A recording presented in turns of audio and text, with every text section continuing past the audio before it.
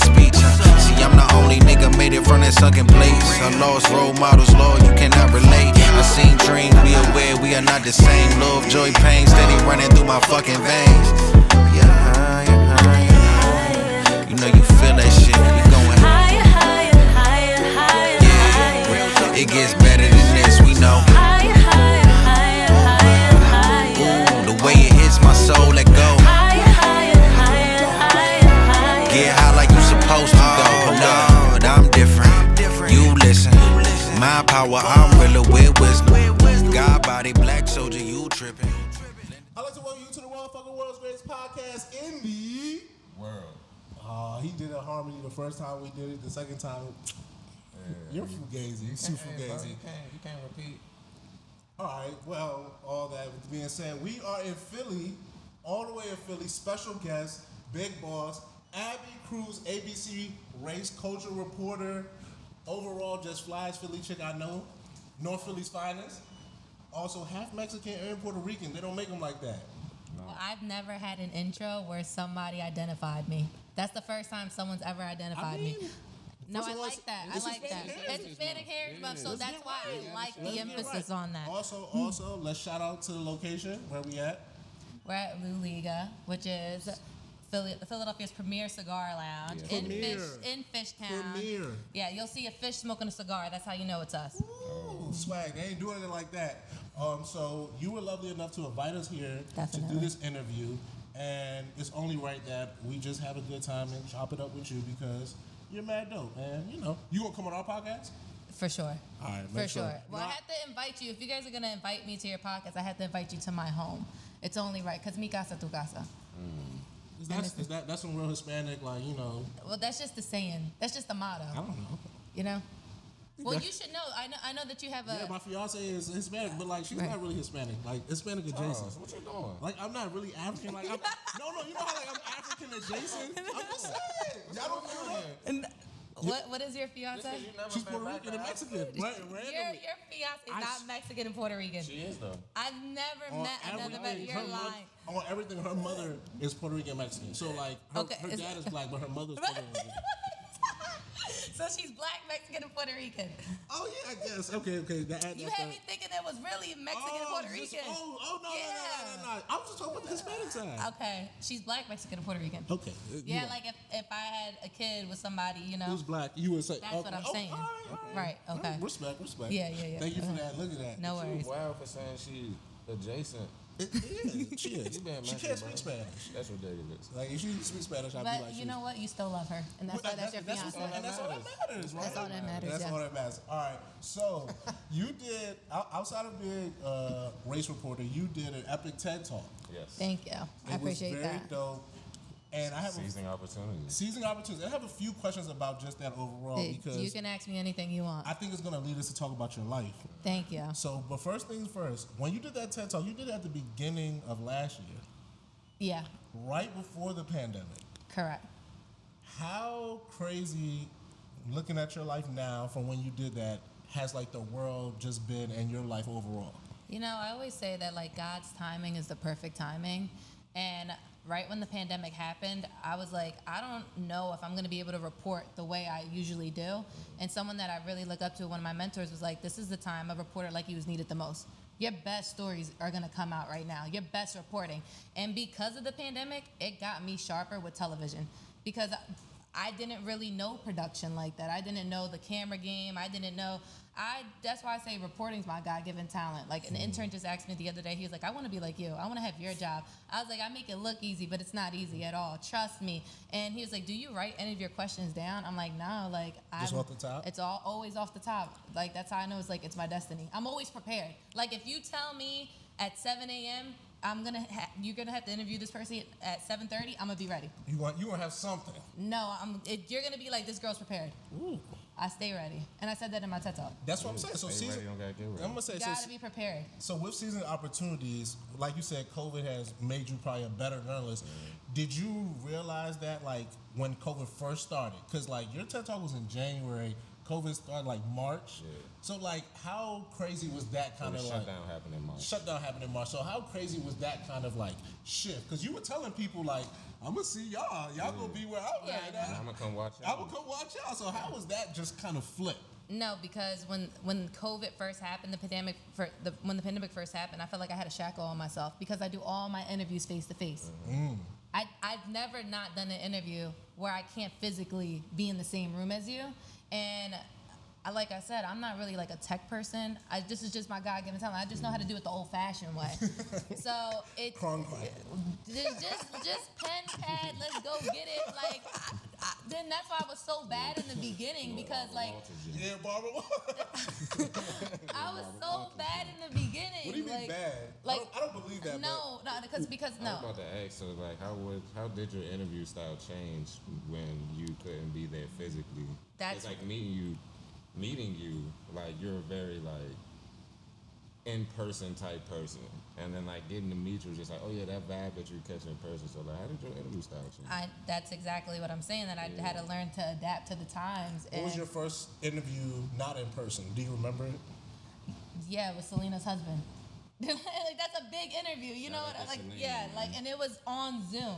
I'm about to say, so that was your first Zoom. Was that your first Yes. like using of Zoom or just Zoom I don't interview? use internet. Like I mean, I don't use technology. Like I'm the worst typer. I didn't really have a computer growing up. Like tech is not me. Like I just like I'm trying to tell you. Like it's really people tell me all the time it's your common sense and your street smarts. The mixture of the two that has got me this far and made me survive and adapt. So whatever you throw at me, I'm gonna pick it up. Make it work. I'm gonna make it work. So that was my first Zoom interview, and you probably wouldn't have Selena's husband. off the gate. How long did it take to get comfortable doing Zoom interviews? No, well, if you ever read The Alchemist, in The Alchemist it says, if you ever do She's something, supposed to be giving me a list of books to read. I have your list of books. No, I have your list of books. She I'm ain't not a give big it to fan me of that yet. book. So, well, let me just tell you. Well, there's a message in every book you read. I read it. It's not. So, a message that the book says, it's like when you do something the first time and it's a home run, it's not beginner's luck. It's God showing you this is your destiny. This is what you're destined to do. So every time I do something and I hit it out the park, like I'm like pretty spiritual. Like I know He's already showing me game. I respect that. Took it as a sign. I take everything as signs. So let's Likewise. more TED Talk. In your TED Talk, another thing is you were very open. Yeah, and you know who gave me that message? Martha Raddatz. Martha Raddatz is our top correspondent, like a legend in the game. You know, it's Martha, Cokie Roberts, Diane Sawyer. She's one of the heads. She's one of the heads at ABC, and To the bosses. yeah, and I know a lot of correspondents, but when I said I needed help, she's someone that told me just be your genuine, true self, and you know this is your time to tell your story. And it was the first time that I had the opportunity to do that, and she helped me. Yeah. So one thing you were very, like I said, you were super open. You were talking about your family, Definitely. your personal life. So let's Whatever you wanna do. dive. Yeah. You lived with your grandparents until you were 8. Yeah. What's that? What's it like? I know a lot of people talk about living with their grandparents and growing up with them, but what's it like being in the house with your grandparents? Like every day. they show you unconditional love, because I feel like since they've raised their own kids and then they get older and they learn how to experience more. Like I know that my grandma is someone that like she loses sleep over me till this day. Like me and her just got in an argument 2 days ago because I told her, I was like, well, I'm grown. You can't be stressing me out and telling me, did you get home? Like you can't, no. And she was like, of course, like, yeah. I'm about to say, why you learning? No, you get home. Because she needs to chill because I'm grown. No, you still her baby. Yeah, I know. I'm still her baby. That's what I'm saying. Like, she loves me so much. She loves me like, I'm so grateful. And she taught me how to have a pure heart. You know, like she taught me forgiveness. My grandma is someone that's very forgiving, and that's a trait that she really taught me. So you mentioned you left at 8 to live with your mom. Yeah, I didn't leave. Okay. I didn't leave. At 8 years old, you can't make your own decisions. Yeah, exactly. Okay, so that's a good. I think so. The way you explained it, you said your mom wanted. That's your My words. mom, Your mom so wanted my you. mom started dealing with my stepdad. Okay. And my stepdad's like, oh, you have a son and you have a daughter. My mom's pregnant with her third child. And he's like, well, why doesn't your daughter just come live with us? Okay. Yeah, and then like my grandma, my grandpa, they don't speak any English. They didn't really do anything off the books. They didn't have like full custody of me and paper. They just made sure they took care of they you. just made sure they took care of me. So Your mom in touch with you? yeah, like, she took I me. need mine. Yeah, but I don't think it was for the right reasons. Your forgiveness though, like let's not blame mom's I heart didn't right learn now. forgiveness until like last year. Until like last year, I learned forgiveness. No, I was mad at 8. I was pissed off. This is new growth, baby. Yeah, new new growth. growth, definitely. Oh, Respect. for sure. We're gonna get into it. Go ahead. So with that being said, so that was the to me was the part I was like, wow, like you really went there, like you were really explaining a lot of trauma and a lot of things about like I would have kept to self. I don't know if I would have gave it to that public audience, but you gave it there. But you know what's crazy? You know what's crazy? I never said this before, but I'm going to tell you guys this. Ooh, exclusives. This is an exclusive. After my TED Talk, when I got done, a lady from the audience came up to me and she was like, I just want to thank you. And I was like, what are you thanking me for? She said, I have one sister. When I was 16, she was 18. She said I had to go into foster care. My sister could have fought for me, but she didn't. And it changed my life forever. I had 2 years of hell. The worst times of my life was in foster care. And she's like, I love my sister to death. Like, both of my parents are dead. I'm all she has, vice versa. But she could have changed my life. And she didn't make that decision. And it's like, I couldn't live with myself knowing that my sisters would have been in that situation. So that's the segue. So 18, you end up being someone's parent. Definitely. 2 people's parent. Not one person, She was 2 a people. runaway though. Yeah. But 2 people's young. Yeah, so we skip. Yeah, go ahead. He's a journalist. He's a journalist. Yeah. She moved me along. She got me to Yeah, the. he's to a the- journalist. He's a journalist. Damn. He's a journalist. The runaway part. That was like 13, right? 15. Okay. Was the runaway part? Was it like I know it's a survival, but was it more so like, hey, this is my only option. I don't want to go back to grandma, or like I just want to get far away from mom. I was just going through it. I'm not gonna lie to you. Like I would say, like at 15 was probably the hardest part of my life. Like I was crying every single day. Like God, get me out this situation. And the reason why I feel like I had no choice but to do that is because my older brother was put in placement. And I never said that in my TED Talk. And then I'm waiting for my second TED Talk, but I wrote that on an Instagram post. I know you guys follow me on Instagram, but like my older brother, when he was 15, he was going through so much and he got DHS involved and he had to go into the system. And me seeing someone that was me seeing someone that was so close to me and he had to go through that, like I couldn't let that happen to myself. And the last thing he told me before he got put in placement, he was like, take care of these girls.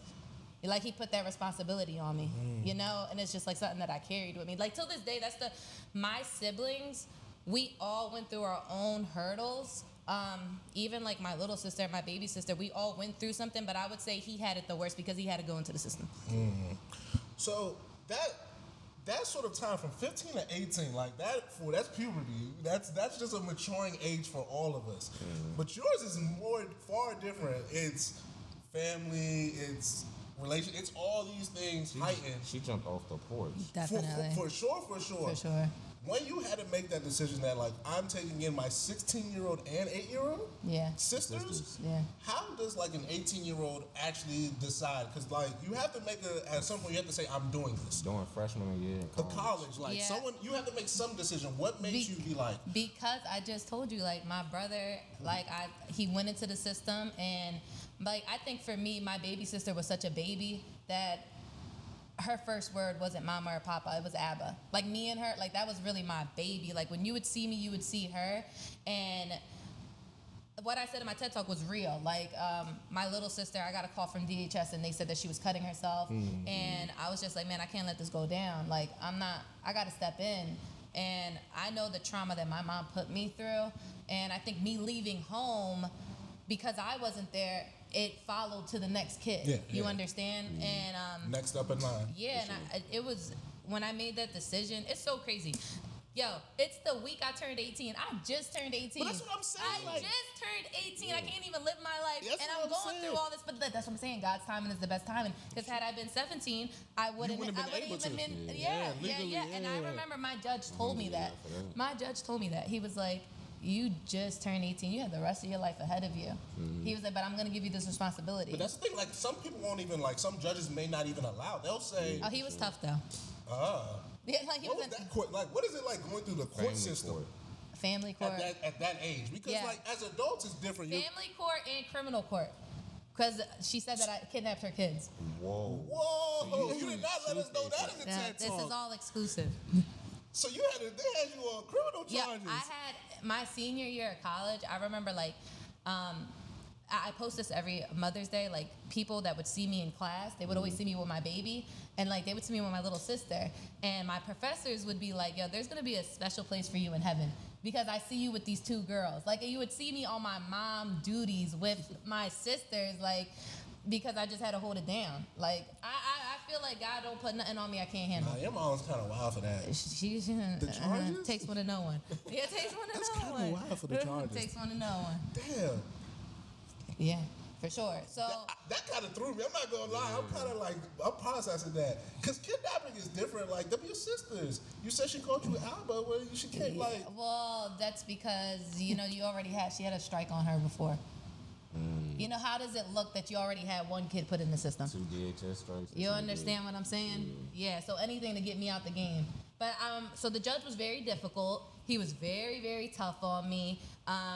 It wasn't looking good. And I remember, like, me and my sisters were, like, they were always in panic. Can you imagine, like, 2 little girls going through that? they're Like, children. they're panicking. Like, you're a child, but they're children. They're panicking, like, yo, am I gonna not see you anymore? Yeah, and it's just more stress on me because I'm trying to finish school. I got these 2 I'm about to kids. say, what's school like for you during this process? Shout out to my professors because even though they gave me a hard time, they knew, like, What you were going through? what I was going through. They would see me, anyone that went to school with me, they will vouch for me that they would see me with my sisters. When you saw me, you witnessed me with 2 little girls at all times. So- Even when I was dating people, I was partying. so you're I was even when I was dating people, I would be like, yo, I got 2 kids, but they're not really my kids. But how does partying work? Like, how does being an 18 or 19, 20-year-old work? Like, so you didn't do none of that? No, because like I would have to like take my baby sister to school. I would have to like pick her up. Like they would meet me on campus. Like you just take that responsibility. Like it just, and you know what's crazy? When I left Philly and my sister was already grown and then the baby had to go with her father. Like I remember someone told me when you have kids, you'll never sleep the same again. Yeah. But I was going through depression for like 6 months, like crying every single day because I was worried about them. Yeah, Them your kids? yeah, exactly. Separation anxiety. Oh my God, yeah, I was a mess. I didn't even want to talk to no one. Like I was so worried. Like, are they gonna be okay? Isn't that stressful though? Like It was just stressful. for your like whole being. It was stressful. You know what's crazy too? Like I see a lot of kids who like in college they'll be like, I'm going through this, I can't afford this. I'm like, bro, I don't feel bad for nobody. Like the interns or like when anyone tells me, I'm like, if only you knew what I went through when I was your age. Like and I handled that. Yeah, but I carried it. You know what I'm saying? But I understand what you're going through when they tell me that. So I'll look out for you a little more. I'm saying that's where your heart is. That's Yeah, where for sure. that lies. No, for sure. So Get that shit together, Abby. Yeah, tough up. ain't What? wrong. Come on, right. y'all gonna be good friends. So, talk about internships. What was it like that trans? Because I barely. She was going through internships and all that Yes. with the kids. That's my Yes, point. That's yes. my point. I could barely do it. Yes. And I ain't had no kids in sight. So like, But shout out to the Philadelphia Daily News because Okay. they knew what I was going through. And Gar Joseph, God bless the dead, he's an editor who passed away from brain cancer, and he was someone who was like my guardian angel till this day. He knew what I was going through, and like he just knew how tough I was. Like I didn't even show that with my reporting. Like you would have never known that this girl's going through that. Because I still I wanted to get to my dream that bad. Like I didn't let anything get in front of me from my vision. And then that's another thing. I know you don't like The Alchemist, but it's like what's for you is always gonna be yours no matter what respect that. time. No I matter respect what that. time. If it's got your name on it, it's always gonna have your name on it. Facts. I'm not mad at that. So, what was the experience at the Daily News that made you realize, Oh, my I could God. do this? Okay. Another exclusive. Like, when I got to the Daily News, I was already going against kids who went to Penn, who had a lot of journalism experience that wrote for the college newspaper, and I did not write for my college newspaper. I didn't have a recommendation from any professor. I was the underdog coming in there. And like I said, just the editor, at the time, he just saw a lot of potential in me, and he didn't care about like the title. He just knew I had it. Like I said, my street smarts. Like, I'm from here. There's no excuse. If you're born and raised here, you should be able to provide a story. I see you tweeting about someone. They said, what's the name of that? It starts with an S, and people can't. Skokie? Oh, the Schuylkill. Yeah, The Schuylkill. You were. It's somewhere in Philly. You were very upset about people saying it or reporters maybe not saying it correctly. Because this is my thing. I don't infiltrate nobody's city. You understand? Like, now I live in D.C., but I'm not from there. And if you're going to be a good reporter, you have to do your reporting. You have to know your neighborhoods. You have to know your people. You have to know your community. And sometimes people come in as a transplant and they think they can be, they're the all-knowing, and you don't. You have to humble yourself. You got to be one with the people in the city before you can become a reporter. I feel that. You understand? And that's facts. That's how I got to be good in D.C. It took me a minute to like gather my sources and really know how to pick things up. But back to the daily news. How did I know that it was going to be for me? You know, I'm a reporter. Listen, your interview. Yeah, no. So I think one of the pivotal moments for me, I grew up reading the Philadelphia Daily News and Inquirer, and I remember my first week being an intern. I would go to the newsroom. I'd be like, "This is crazy. Till this day, I've never been starstruck." And you know, I've interviewed a lot of celebrities. I've met a lot of people. I've never been starstruck. This is the only time. And remember the messaging. God sends you the message. It was my first week being an intern, and my editor was like, I was walking by the newsroom. He's like, "Perfect, Abby, you're the person I need to talk to. Come into my office." He's like, "There's someone I want you to meet." And I walk into the newsroom, and I look to my right, and it was Helen Ubinas. She's a columnist at the Daily News. And that's someone I used to grow up reading all the time. Like, she was the best reporter. She was page 3. And when I just saw her, and I was just like, oh, like, this is Helen. And she was so dismissive. She did not mess with me. She was just, but now she's stuck with me. Now I'm her favorite. Now I'm like her daughter. But that moment of like meeting someone that you would like just admire from a distance, I was like, well, this is crazy. Like, yeah, and she became my mentor. She's, and I talked about her in my TED Talk. She was the person that, you know, like I said, with the messagings and the signs, my mentor was like, you know, you're so talented. You're so good to be here already. I don't want you to limit yourself being here. And then 2 days later, she was like, I really want to have lunch with you. I never had a one-on-one discussion with her, and I had lunch with her. She was like, man, you're so good and you're so young. You need to leave Philly. It came to me twice in a week. That's two people who were like, their hands were so strong. They were worried about me. So. What is it like leaving your hometown? Because I know people talk about it and it's easier said than done. Yeah. But like. People not built for it. Yeah, like, and you were like, I'm going to do this for Philly. It was a little different for you. 100%. So what was it like having to make that trek down? With no help. Down south to 95. You had to sell your car. And I had no help. Can you imagine? Before we get into this, shout out to the homeless man. Words of inspiration. Yes, and the homeless man. Yeah, shout out to the homeless man. That's my dog. And if I see him, it's from Philly. Yeah. You want to get everybody a job. But look, that comes with being one in the community. That's what I like. I like what you're crying for. Tough it up. Yeah, that comes with being one with the community. That's true. For sure. Yeah, that's true. Like everyone in DC, I can't walk without someone like, I got a story. Yo, I got a story for you. Like till this day, because people know like I'm about my craft 24/7. But leaving Philadelphia, you know, a lot of people, they leave when they go to school, but they come back home. Some people leave for a little bit. I'm like, oh, they're gonna make it for like a couple of months, a year. They don't ever like roll the dice and bet on themselves and leave and never come back. But I think it's because of my mentor. Like, and look, and you know what? This isn't something else I want to say. When I got to DC, I was so disappointed at myself. I was embarrassed that I wasn't where I wanted to be. And I didn't reach out to him as much as I should have, because I felt like he wasn't going to be proud of me. And it's crazy because the last message he ever told me, he was like, Abby, like, I'm proud of you no matter what because you left. I'm about to say, that's what I'm saying. Like, it's a hard thing to do. And this is he taught me one of the greatest lessons in my life, because I know when someone really wants the best for me. He taught me that lesson. I could sense it. I know it. I know when it's genuine, because there's nothing I could have done for him. You know, he just wanted to make sure I was okay. And I'll never forget, like, 2 years went by, 3 years went by, and I was like, man, I should reach out to him. I should reach out to him. And then, like, it was just one day out of nowhere. He was on my mind so heavy, and I was, like, crying. I was scared to call him. And someone called me, and they're like, yo, he passed away today. Damn. And he was on my spirit. That's what I'm saying. Like, he was so on my spirit. And I was like, I didn't even get the chance. If he were to see what I'm doing now, but that's what I'm saying. Like, he was proud of me before I was even there. Because he already knew. He already knew. Yes. That's what I'm saying. I know when someone says they're proud of me, I don't really take that like, you know, like I know. You need to feel it. I gotta feel it because I know. Because this man was proud of me when I was an intern. That's real. And that's why I rep for the interns hard. I was an intern too, so I'm a big fan of the interns. And look, at ABC, I was never an intern. I came in swinging. But I know what it is to be an intern. So you spoke about that. You said there was a story. You said yes. you got no, but let's get back. You sold your car. I did everything. Was that the most down bad moment you had? Or did it get worse? Did you have to get like me and sell blood no. for a few dollars? No.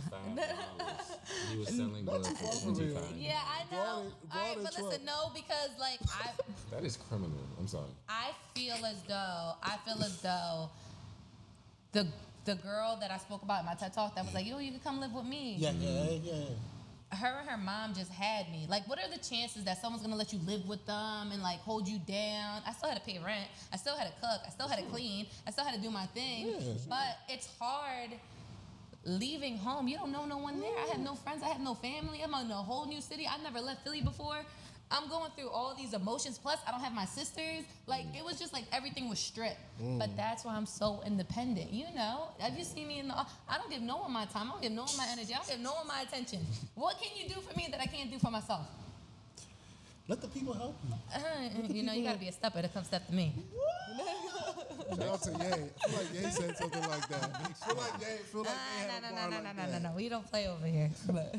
So, you're in Philly now.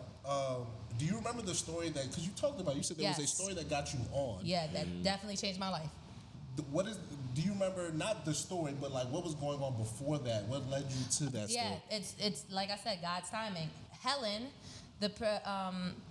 my mentor, one of my mentor, I was having such a bad week that week, and I called her, and I was like, it's about to be over for me. Like, I can't be here no more. In D.C.? In D.C. It's been a year. Things aren't happening fast enough. I could just come back home. I was crying to her, and she was like, listen to me.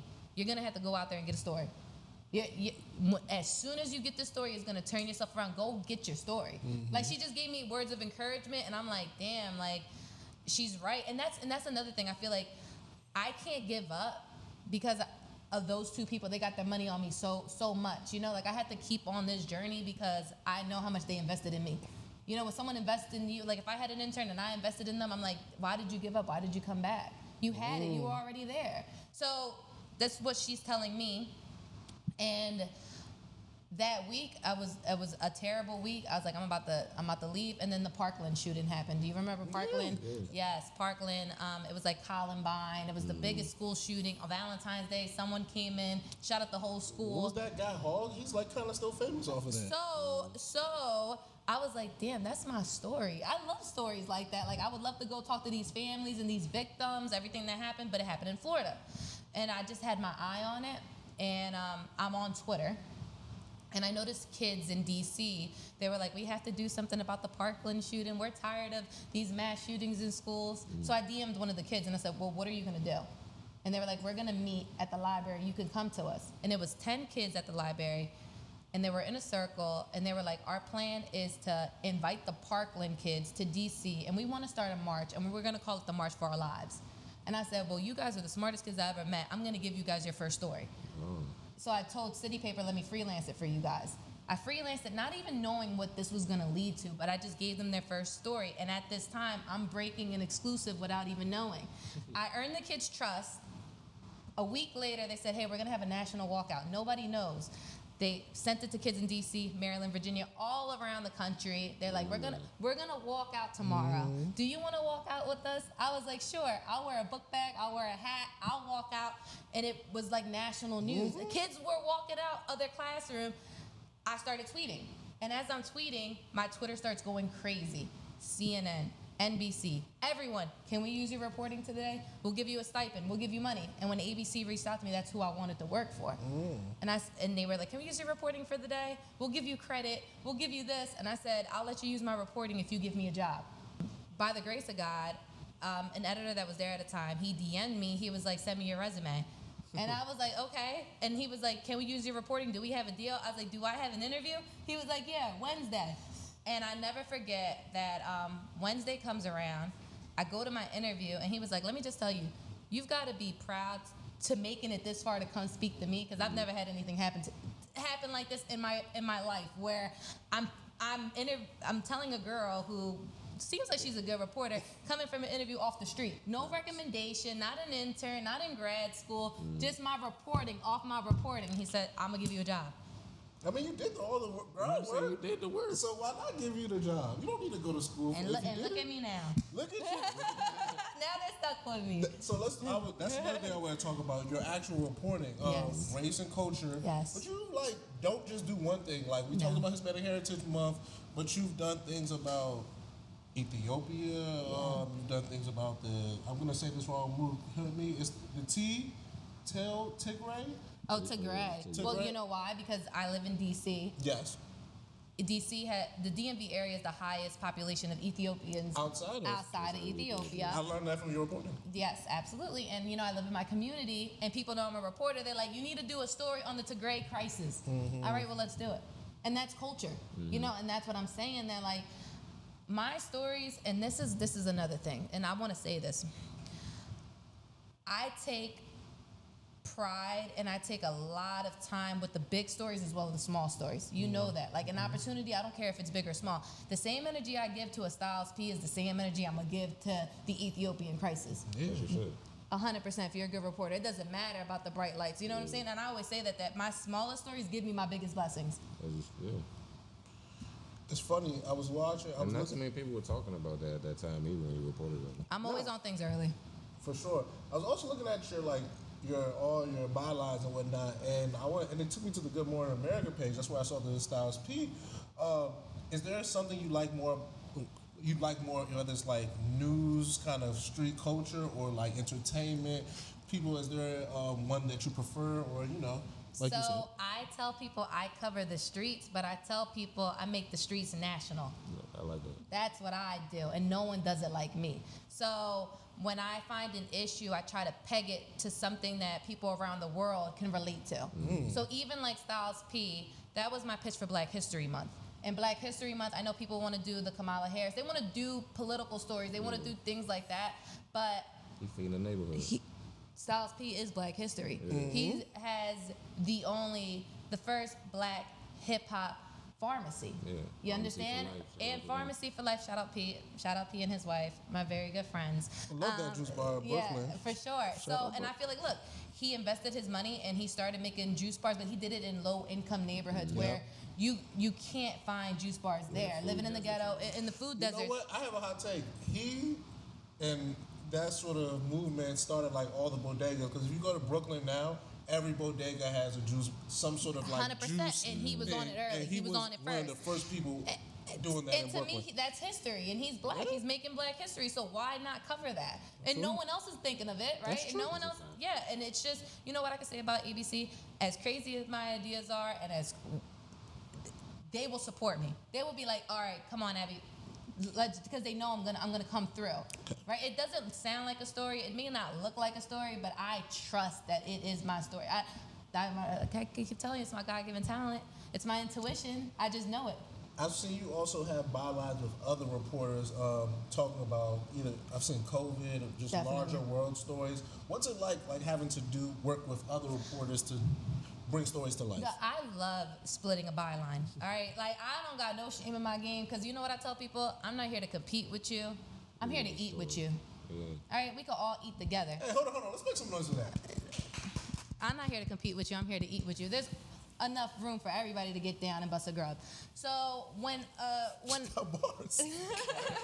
when a reporter Fucking swag. when a reporter comes to me and they ask me for assistance or they ask me for help, I'm like, why can't we just split the story? If you cover global affairs, if you cover medicine, let's do it, and let's make it a mix with race and culture. politics. You know, I just did Joel Caston. Joel Caston was an inmate. He's serving a life sentence in the DC, DC jail. Got voted. Yeah, and he got voted. He won a local election. That's a political story. But I'm like, it's really recent culture. He's a black man that's serving a life sentence that he won fair and square. It doesn't. He's a commissioner no matter what. You understand? So I'm like, well, tell politics what's up. Let's do it together. You know, because I'm not the expert in politics. I'm the expert in race and culture. I need you to help me. You understand? I need you guys both to let's do it together. So I enjoy splitting stories with people. I know a lot of reporters don't like to split stories. That's what I'm saying. And another thing that I do that a lot of reporters don't do, if I feel like I'm not the best reporter for this story, if I feel like I'm not going to give the best job, and I feel like, you know what, Charles really covers this, let me give it to him because he's going to do it justice. And I learned that from Philadelphia. And that's what I'm saying, like that internship, me being in Philly, really molded me and taught me so much. Like it was my foundation, and it's a lot of the tools I still use. We've been talking a lot of East Coast, but is there a dream market, a place outside of maybe DC, New York, Philly, this area that you would love to be in? Nope. No. I'm born and raised in Philadelphia. No Atlanta, no Los Angeles, no Houston, none of that? No. Listen, I've been around. Been there, done that. No Miami? You I know, I do love Miami. I love Miami because I got family. I got family in Miami. No, because I can't focus. That's why I feel like God put me in D.C. with no friends, no family, no nothing, because he's like, you know what? You're going to be miserable, but you're about to learn. You're Listen, going to learn so don't do my city like that. Nah, your city got your ways. They got their ways.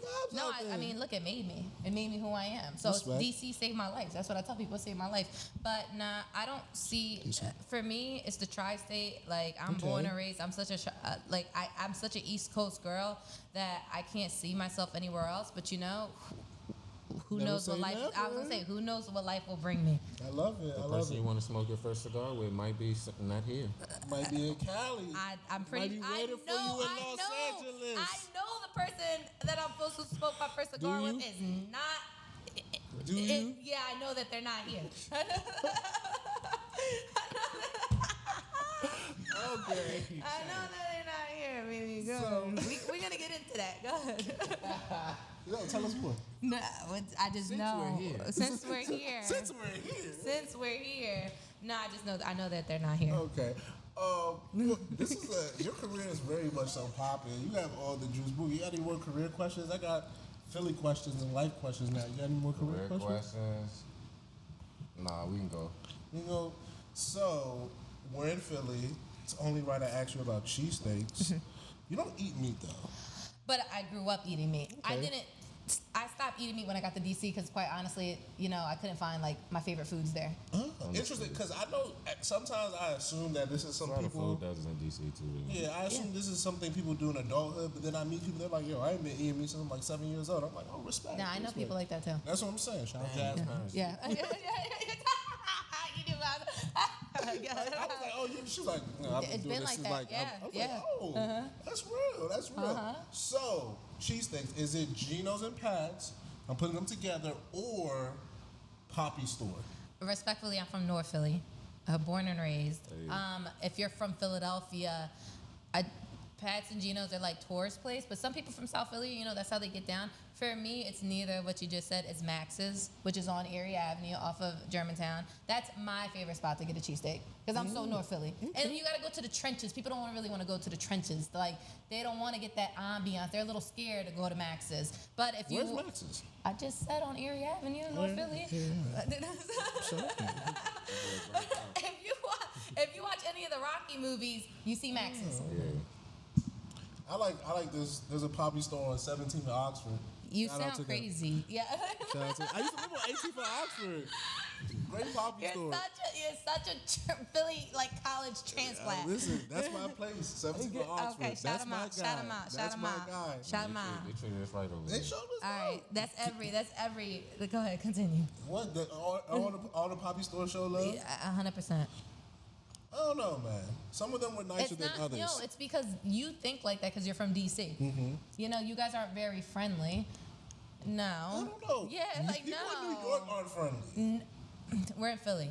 That's we're what I'm saying. I think we're in between. So we're in between DC. Yeah, and I always say that. I always say that. I would say I always people say here are that. nicer. I think people here are nicer, but people here are also very much so like. Tough, We're from because you here. got to earn their respect. You know what I'm saying? Oxford, yeah, sure love. I was fucking, the dude at the party shop was fucking with me. But I speak though. Like, I'm not from here. Like, I'm gonna pull up and be like, "What's up, Chad?" Like, "What's up with Philly rap or Philly R&B? Philly on beat?" No, I love both of them. I can't pick. You can't pick. You Nah, gotta I pick. love both of them because You like gotta pick. no, because like living with my grandma, I grew up with my uncles, and my uncles are very, very close to me. They're like my best friends. So like I'm such a heavy hip hop head. Like I The grew only up reason- on state prop. Like I can't. The only reason why I asked because Neo Soul and Philly. That's what I'm saying. That's what I'm saying. Like era. Jill Scott, like I can't. Music I can't. Soul Child, right? like I can't. they no, had an era. I can't pick between They the had two. an era. I can't pick And you between are the of two. that era. So I just would cannot like pick to- the two. Miss But you Jimmy? know- Because I listen to my Jill Scott as much as I listen to my state prop. Okay. It's one for both. I just want to know. Besides them two you name, like what Philly R&B is there? I'm kind of maybe I'm. Jasmine Sullivan, Boyz II Men, Music Soul Child. I'm about to say. I didn't know all these people What were was from the here. I'm shot? sorry. What was I the didn't know shot their who background. sang on? Oh my God. I didn't know their Jay-Z background. joints? Oh my God. I What's forget wrong her with name. it? sorry. Oh my God. I forget her name. Are you serious? I'm sorry. Do you never heard of Oh, Boyz she II sang Men? Absolutely. I just didn't know they were from here. I'm sorry. You That's didn't all know I Boyz II Men was from here? I don't be looking people's backgrounds up. They're I one, ain't they're really- one of their biggest You never songs. heard. is I about was gonna say Philly. Motown Philly back again. You don't know that song? Yeah, I didn't know. He said, Respectfully this didn't know just they were said, saying Philly. I Besides didn't- the two people you named, who else? Right? I was like, damn. I'm here with One you of with the Jill. biggest groups, period. I give you Jill. Yeah. I mean, yeah. Tight. I like the question. All right, damn. So we got one yes, and we got one stalemate. I need. I can't choose What, between them. what's my last Philly? I gotta get. Do you have one more thing that is exclusively Philly? I'm trying to think. I was about to say. I was Sixers. gonna do I was gonna say sports. Sixers and Eagles, but I don't. That's what Can't I was pick. going to do. I can't pick. You can't pick. No, because I rep for my city like that. That's a fact. You know? I will give people from Philly. You They're one you of the see people me in who the they don't be- office. I'll be at ABC with my damaged jeans on with an Eagles hat to the back, like with my stomach out. Like I don't care. Like yeah, like no, because you can take the girl out the hood. You can't take the hood out the girl. Yeah, like I know what I represent. I don't know how to code switch at all, so we're good. Neither do I, but I mean that doesn't affect my reporting. At all, it should. Yeah, It don't work. I'd rather be my genuine true self, and I'm able to still produce. She said that to at us when a- we came in here. She said, Yeah. "Be our genuine true at all selves." times. Yeah. At Right all before we times. started too. Definitely. Times. Damn, this I is can't pick my sports teams. You No. can't pick your sports team. You can't pick your music. No. So when it comes to Philly, you just No not Philly pick or South Philly. cheesesteaks. I will kick you off this couch. If you ever ask me that question again, I'll throw you out this building. Wow. Don't disrespect me at all. Don't disrespect Don't disrespect. her I at know you did not all. just ask me North She Philly or said South North Philly. Philly. Are you crazy? No. Are you crazy? Are you Listen, she said, "Are you crazy?" Never heard her curse. Are you crazy? Oh my God. Because I'm a lady. Oh my. So, since I can't get you to choose anything Philly, I'm gonna try to go She fictional. chose him, Philly. Now Okay, go. yeah, You can ask me whatever you want. I'm gonna try to go fictional. Which fictional character? Yes, which fictional character are you choosing? And I'm giving you three. The third one is my personal. Okay. Rocky, Okay. The Fresh Prince, Okay. or Corey Matthews. Yeah.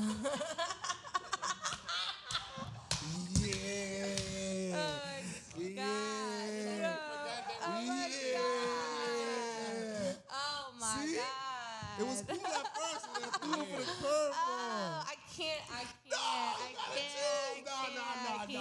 Nah, you gotta choose. They're all so symbolic. That's my to point. Philadelphia. That's my point. That's Like why I you had to- can't. They're all so. I just no. You got a statue.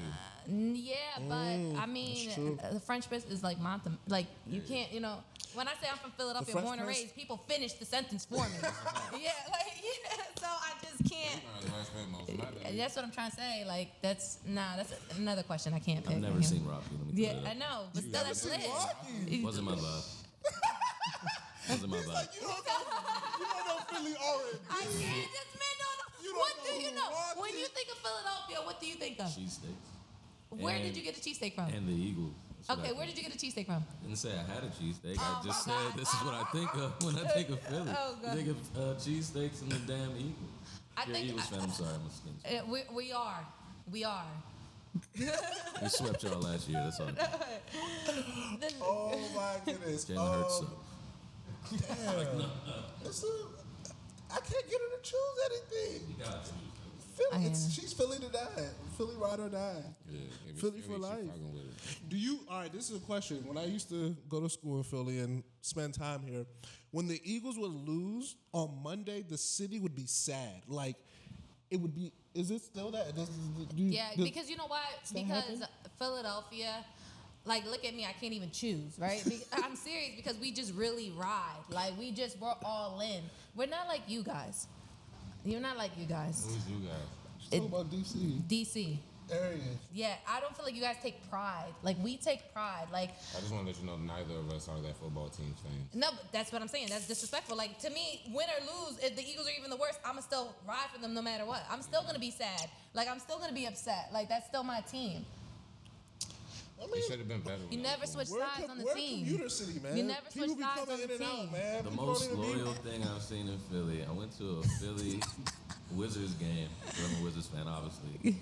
And an 8-year-old child was heckling me the entire time, talking about how bad my team sucked. Good. And I was I'm just glad like- that happened to you. I was like, sir, can you get your child? I might curse him out right now. My team is down 30. I'm not Yeah, well I'm right glad. Shout out to that kid. It was his birthday too. It was my Yeah, birthday. I they actually taught him enjoyed well. it. I enjoyed it. Yeah. But I was like, bro, I'm about to cuss you. They taught that child well. Teach him young. What's the most Philly? Before we leave, what's the most Philly thing you've done, or you could say makes you like know you're from Philly?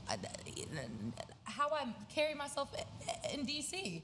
The moment I open my mouth, people know I'm from Philadelphia. People know that. It's a joke at ABC. I'm always like, I'm the mayor of Philly. Now it's no, she owns it. She owns it. Like, if you need anything in Philly regarding, it doesn't even matter. Like, I'm like the walking encyclopedia. All right. What the guy said? No, I don't smoke. Keep that on I'm the a, low didn't I say that I'm a lady? I'm about to say keep that on the low. I'm We're gonna ask- a we're gonna ask them that lady. after. Oh my God, this man. Would you consider yourself a gentleman? Would I consider myself a gentleman? Yes. Off camera, yes. And that's how you have to say. Okay. How does that All right, work? This is what we do. I don't know. How does that work? What do No, you mean? man, off- stop. That was a great. Don't ruin it. Don't ruin the vibes. So what we do when we have special guests, we ask them to look into the camera directly. We don't say anything. They look straight, and they tell our fans, your fans, all the fans something that they want them to know. So me and Mook are gonna turn to the side. We're gonna let you do your thing. Talk to the people. So my name is Abby Cruz, but you guys already know that. I think I just always want people to know about me that I am my genuine, true self inside and outside the newsroom. What you see is what you get. And I feel like that is a real key in life itself. The universe wants you to be you. You will hit roadblocks. You will not become who you need to be if you're trying to be someone else. So if I struggled with that coming into the industry and coming into a new city, I tried to be the ways of DC because it's such a political town. I tried to cover politics, and I feel like God wouldn't let me pursue and keep on going because I wasn't really being me, and I wasn't receiving the energy. He wasn't gonna bless me because I wasn't being who I needed to be. And once that clicked, and once I was just like, you know what, this is me, take it or leave it, my whole life changed. And I'm able to still be like this and still do the best stories and the best work, and I'm very, very blessed to be where I'm at. Yeah, you. That's hard. Make some noise for Abby Cruz, ABC reporter, race and culture. Overall, just coolest Philly chick you're gonna meet. We didn't even get into the cigar lounge. Let's end on a good note. We have nothing but time. I was just trying to, get up, but we must vibing. Let's talk about it. Move. Hey, tell us about the cigar lounge. So you know what? I'm gonna share something because I know you guys wanted to leave certain things out, and I know you brought the TED Talk, but we are in my father's cigar lounge. Shout out Pops. Shout out Pops. Shout out to my dad. Gave us his own personal. Yes, and I know that a lot of people are probably gonna see this And I know a lot of people are going to be like, damn, like, she's cool with her dad now. Like, I saw the TED Talk, and that's something about forgiveness. This year was a year where I told myself I was really going to forgive. And there's someone at ABC who told me, you have such a pure heart, Abby, but you have to learn forgiveness. And I told my dad this year, I was like, yo, like, I really want you in my life. Like, let's make this work. And it's been a hurdle. It's been a struggle, but we're trying to get to a good place now. And I support him. We're building that relationship. And when my friends told me they wanted to do this podcast, I said, yo, I'm always giving people opportunities. We could have done this anywhere in DC. We know a lot of people. We could have done this, the businesses I know. And I was like, no, let's just do it in Philly and let's support my dad's business. Provide a cigar lounge. My dad told me something that I didn't know recently. He told me that, like, in Puerto Rico, like, growing up, his grandpa, right, they like roll tobaccos and smoke cigars, like, and that's how he got introduced to cigars in Puerto Rico. I'm half Puerto Rican. I didn't know that because I don't know his side of the family. You know what I'm saying? Like, and when he told me that, I just thought, like, that's such a good story and an inspiration for him to want to do this. Yeah. Also, the cigars are amazing. Our sound men are loving It's a it. damn good cigar. Our crew is smoking Might them. need another one. Listen, great vibe. The spot is lovely too. Make sure when you're in Philly, you come check it out. Make sure. And that's what I was gonna say earlier. Like, I fuck with the fact that you were able to make that connection with your dad, because I lost my father. Oh, I love and we that. dead as were like in the middle of trying to rekindle our relationship. Wow. Like, we were emailing back and forth, like, and he emailed me right before he got on the road and got to the accident that killed him. And so I woke up the next day, read that, and replied. When I replied, and then I got the phone call, and it was just like, yeah, your father gone. I'm so happy you told me that. I'm so thankful that you told me that, and you gave me that message, because I have a really good friend that I play poker with, and like, he was like, are you ever gonna forgive your mom? I was like, no, she could go somewhere. He's like, what about your dad? I was like, he could go somewhere for sure. And he was like, well, let me tell you something. Like, my dad came into my life late. He's like, in the same year, me and him were finally getting close, I lost him. And he's like, and I can't talk to him no more. And when he gave me that message, like, I told my dad this all the time. When I'm mad at him, when I can't take him no more, I'm like, bro, what made me forgive you for not, like, being around is that, like, when you die, I don't want you to be by yourself on your deathbed. You understand? Like, that has to be the worst feeling, that, like, you have no one else there. And it's just like, I would, if I have one kid, if I have two kids, like, I would hope if I'm about to die that they can forgive me to see me. You understand? And, like, have those last words, because once I'm gone, like, they're never going to be able to talk to me again. For sure. So, yeah, I really admire this. No, I appreciate it. Thank you so much for giving me that message. Well, say this. Listen, you are a real person, very open and like. But it's even different segue. Like, my dad has another daughter, and like, I grew up with my sisters and my one brother from my mom's side, that we're so close that, like, I shied away from her too. I was like, yo, like, I kind of don't even want to get to know you. Like, I got my sisters. And for a long time, she was always on my mind because she reached out to me. And I was just like, no. But she grew up an only child. And I was like, you know what? I have to be a big sister to her too. I have to be. I made a connection with my little sister too. You understand, right? You feel like a responsibility. I didn't know I had a little sister till my father passed. And then I was just like, I'm not fucking with that. Right. And then it was earlier this year, because I made like a lot of changes, and like we follow each other on Instagram and whatnot. And so I actually like DM'd her, and I was just like, hey yo, like, if you ever need me, like, you need to talk or whatever, like, hit my phone. I gave her my phone number, and like we maintained a relationship ever since. So, that's what I'm saying, right? Don't you feel like it's like a sense of responsibility? Yeah, it's like my father gone, and it's just like, you by yourself. She's staying the only child, technically, between their two parents, between her two parents. So I was just like, yeah, like, it's just fucked up. And like, you out the way, but I gotta let you know, like, I fuck with you. I still love you regardless. Like, I need to build that relationship. no, 100%. And in fact, I couldn't build it with my father. It's just like, you was with him for a little bit longer than I was. So No, and I said that too to myself. I was like, she didn't. It's not her fault, and she didn't grow up with any siblings. She didn't ask to be.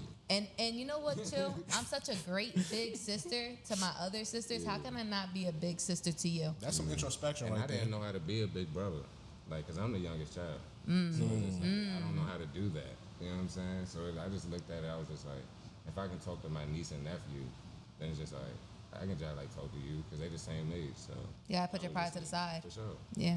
Ego too. Definitely. Wow, they done made us. We done went from TED Talks to nice games to therapy. This is, I told you, the world's greatest podcast. For sure. Have the range.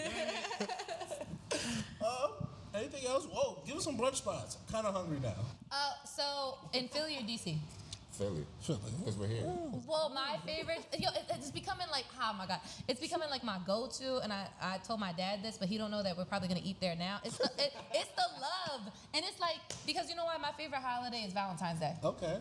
And this boy that Sean talked to me, he's like, oh, I'll make sure every single day you feel like it's your birthday. I was like, I'll make sure when you get with me, every day is Valentine's Day, baby. Like, you know what I'm saying? It's just, Valentine's Day is my favorite. The bars are heavy with this one.